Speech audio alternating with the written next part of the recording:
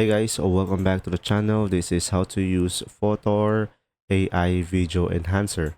First thing that you will do is simply go ahead and go to fotor.com, then go to AI tools over here at the top.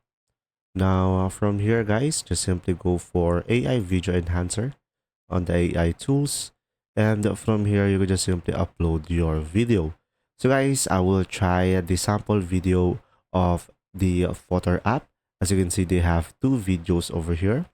So let's say I will use this one, and now from here guys, it will have the preview, and it will be the same thing once you uploaded your video.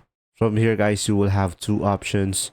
You can enhance the video, and from here it adds brightness, contrast, and saturation, and you can upscale it as well, which you can increase the video resolution without losing quality with AI instantly.